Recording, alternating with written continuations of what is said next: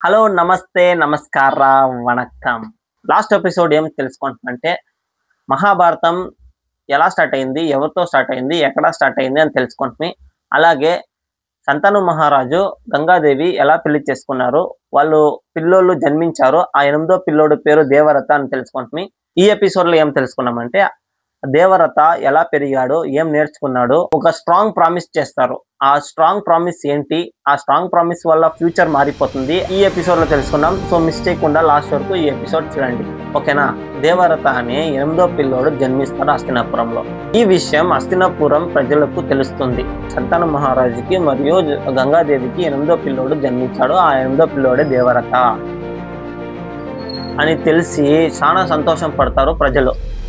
అంటే వాళ్ళకు ఒక నమ్మకం, రాజ్యంలో అందరూ అనుకున్నారు అది ఏమంటే దేవరత ఒక సత్యవంతుడు, ఒక ధర్మవంతుడు, గుణవంతుడు, బుద్ధివంతుడు, భవిష్యత్తులో ఈయనే మన రాజు. దేవరత చిన్నప్పుడు గురుకులంకి చేరుతాడు. గురుకులం అంటే ఒక స్కూల్. ఇప్పుడు అందరూ ఒక స్కూల్కి పోతాం, ఎల్కేజీ, యూకేజీ, ఫస్ట్ స్టాండర్డ్, ఒక 10th స్టాండర్డ్, 12th స్టాండర్డ్ చదువుకుంటాం. అప్పుడంతా ఏమంటే ఒక గురుకులంలో చేరి ఒక గురువు దగ్గర చేరుకొని ధనుర్విద్య, శస్త్రం, ఎలా ఫైట్ చేయాలి, ఎలా డిసిషన్ తీసుకోవాలి, ఎలా డిఫెండ్ చేయాలి, ఒకరితో ఎట్లా బిహేవ్ చేయాలి, రెస్పెక్ట్ ఎలా పొందాలి, రెస్పెక్ట్ ఎలా ఇవ్వాలి, చిన్నపిల్లలకి ఎలా రెస్పెక్ట్ ఇవ్వాలి, అంతా ఆ కాలంలో నేర్పిస్తూ ఉంటారు. దేవరతను గురుకులంలో చేరి ధనుర్విద్య నేర్చుకున్నాడు, అలాగే రెస్పెక్ట్ ఎలా ఇవ్వాలని నేర్చుకున్నాడు, ఎలా బుద్ధిని యూజ్ చేయాలని నేర్చుకున్నాడు. ఒకరోజు ఏమవుతుందంటే శంతను మహారాజుకి విశ్రాంతి కావాలని నది దగ్గరికి వెళ్తారు. నది దగ్గర నడుచుకొని వెళ్తుంటే ఒక అమ్మాయిని చూస్తారు. ఆ అమ్మాయి చాలా అందంగా ఉంది, సౌందర్యంగా ఉంది అని తన దగ్గరికి వెళ్ళి నన్ను పెళ్లి చేసుకుంటామని అడిగి. ఫస్ట్ ఎపిసోడ్లో గంగాదేవిని చూసి ఫ్లాట్, ఈ ఎపిసోడ్లో ఒక అందమైన అమ్మాయిని చూస్తారు. ఆ అందమైన అమ్మాయే సత్యవతి. ఆ సత్యవతిని చూస్తారు. ఆ సత్యవతి దగ్గరికి వెళ్ళి నువ్వు చాలా అందంగా ఉన్నావు, నువ్వు చాలా సౌందర్యంగా ఉన్నావు, నన్ను పెళ్లి చేసుకుంటావా, నన్ను పెళ్లి చేసుకుంటే ఈ హస్తినాపురంకి మహారాణి అవుతావు అని చెప్తారు.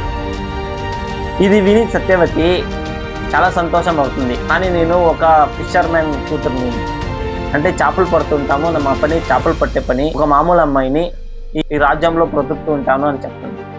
అప్పుడు శంతను మహారాజు పర్వాలేదు, నువ్వు అంటే నాకు చాలా ఇష్టం, నువ్వు లేకపోతే నా జీవితమే లేదు, నన్ను పెళ్లి చేసుకుంటావని అడుగుతారు. అప్పుడు సత్యవతి ఏమంటారంటే నాకు ఒక కండిషన్ అంట. మళ్ళీ కండిషన్, ఫస్ట్ ఎపిసోడ్లో గంగాదేవి కండిషన్ పెట్టింది, ఈ ఎపిసోడ్లో సత్యవతి కండిషన్ పెట్టింది.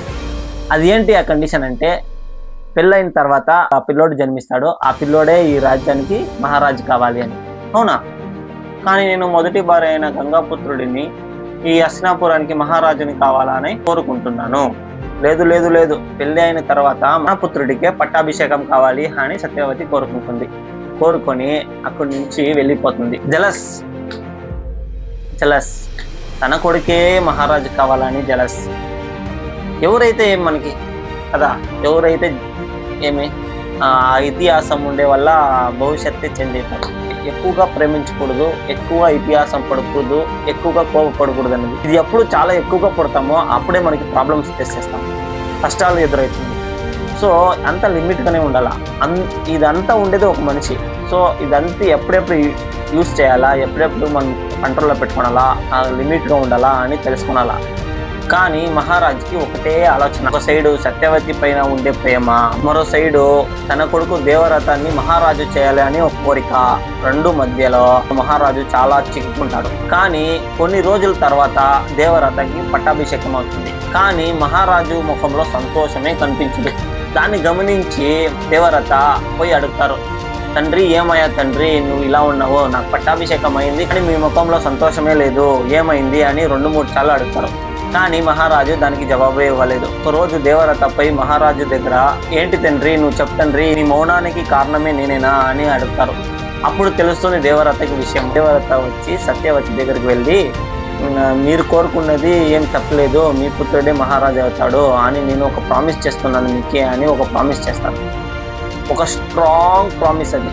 ఏమంత ప్రామిస్ అంటే ఇకపైన నేను పెళ్లి చేసుకోను, అంటే బ్రహ్మచారిగానే మిగిలిపోతాను, నేను ఎవరిని పెళ్లి చేసుకోను అని ప్రామిస్ చేస్తాను. దేవరథ వచ్చి నేను రాజ్యం కోసం పుట్టలేదు, నేను ధర్మం కోసమే పుట్టాను అని ప్రామిస్ చేసేస్తాడు. హస్తినాపురంకి ఒక ప్రొటెక్టర్లా, ఒక డిఫెండర్లా, అది ప్రాబ్లమ్స్ హస్తినాపురంకి వస్తానో నేను ఫేస్ చేస్తాను, ఆ ఫేస్ చేసి ప్రాబ్లమ్ని సాల్వ్ చేస్తాను అని ప్రామిస్ చేస్తారు. ఈ విషయం తెలుసుకొని సంతాను మహారాజుకి చాలా బాధేస్తుంది. ఎందుకు పుత్ర ఈ నిర్ణయం తీసుకున్నావు అని. దేవరత ఏం చెప్తారంటే, లేదు తండ్రి, నేను ధర్మ మార్గంలో నడియాలనుకున్నాను. అంటే సత్యవతి తన పుత్రుడు మహారాజు కావాలని చాలా ఆశపడుతుంది. నేను బ్రహ్మచారిగానే విముక్తాను, కానీ హస్తినాపురంలోనే ఉంటాను, ఒక ప్రొటెక్టర్లో ఉంటాను, ఒక డిఫెండర్లో ఉంటాను అని ప్రామిస్ చేస్తాను. ఇది తెలుసుకొని సంతాన మహారాజు చాలా బాధపడతారు. బాధపడి, నువ్వు ఎంత త్యాగం చేసావంటే నేను అనుకోలేదు, ఈ త్యాగానికి ఒక ఫలితం ఉంది, నువ్వు ఏం వరం కోరుకుంటావో ఆ వరం నేను ఇచ్చేక రెడీ అని చెప్తారు. దేవరత ఏమంటారంటే, మీరు ఏం వరం ఇస్తేనో నేను స్వీకరిస్తాను అని చెప్తారు. అప్పుడు సంతాన మహారాజు ఒక వరం ఇస్తారు. ఆ వరం ఏమంటే, నువ్వు ఎప్పుడు నేను మరణిస్తాను అని అనుకుంటావో అప్పుడు నీ ప్రాణం, అంటే నువ్వు ఓన్ డిసిషన్, నువ్వు ఎప్పుడు అనుకుంటావో నా ప్రాణం పోవాలా అని ఎప్పుడు అనుకుంటావో అప్పుడు నీ ప్రాణం పోతుంది. అప్పుడు ఇంకా దేవరత పేరు భీష్మ అని పిలుస్తారు. కొన్ని రోజుల తర్వాత సంతాన మహారాజుకి సత్యవతికి పెళ్లి జరుగుతుంది. పెళ్లి చేసుకొని కొన్ని రోజులకి పుత్రులు జన్మిస్తారు. ఆ పుత్రుడు ఎవరు, వాళ్ళ పేరేంటి అని తెలుసుకోవాలంటే లైక్ కొట్టండి, అలాగే సబ్స్క్రైబ్ చేసుకోండి, మీ ఫ్రెండ్స్ ఫ్యామిలీకి షేర్ చేయండి. ముఖ్యంగా మీ పిల్లలకి ఈ మహాభారతం నేర్పండి. నెక్స్ట్ ఎపిసోడ్లో కలుసుకుందాం. ఆ నెక్స్ట్ ఎపిసోడ్లో వాళ్ళ పుత్రుడు ఎవరు, వాళ్ళ పేరేంటి, వాళ్ళు ఏం చేస్తారో అని తెలుసుకుందాం. ఓకేనా? Bye friends.